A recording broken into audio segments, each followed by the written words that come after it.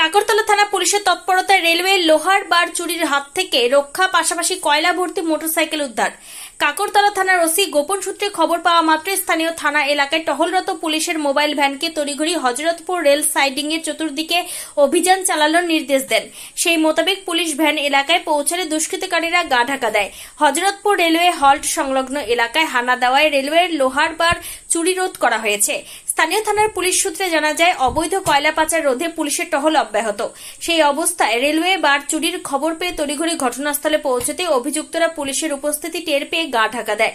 তবে ঘটনাস্থল থেকে উদ্ধার হয়েছে বহু সংখ্যক প্রায় 40 ফুট লম্বা রেলওয়ে লোহার বার ও বিভিন্ন সাইজের 15 পিস রেল লাইন বার, যার আনুমানিক 100 ফুট রেল লাইন বার। এগুলি মূলত পশ্চিম বর্ধমান জেলার পাণ্ডবেশ্বর রুটের হযরতপুর রেল সাইডিং সংলগ্ন এলাকায় পড়ে থাকা রেল লাইন বার থেকে কেটে নেওয়া হয়েছিল। কাকরতলা থানার এই দ্রুত পদক্ষেপে বড় ধরনের রেল সম্পত্তি চুরি যাওয়া আটকে দিল। জানা যায় যে, গোপন তথ্য অনুসারে হযরতপুর রেল কোল্ড সাইডিং এলাকায় কয়লা বিরোধী অভিযান চালাতে গিয়ে কয়লা ভর্তি মোটরসাইকেল আটক করা হয়, যার বিরুদ্ধে একটি নির্দিষ্ট মামলা শুরু করা হয়েছে।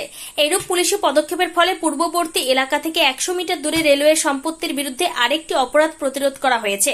পুলিশ বিভিন্ন আকারের রেলওয়ে লোহার বার উদ্ধারের পাশাপাশি ঘটনাস্থল থেকে একটি গ্যাস সিলিন্ডারও পাওয়া গেছে বলে পুলিশ সূত্রে খবর।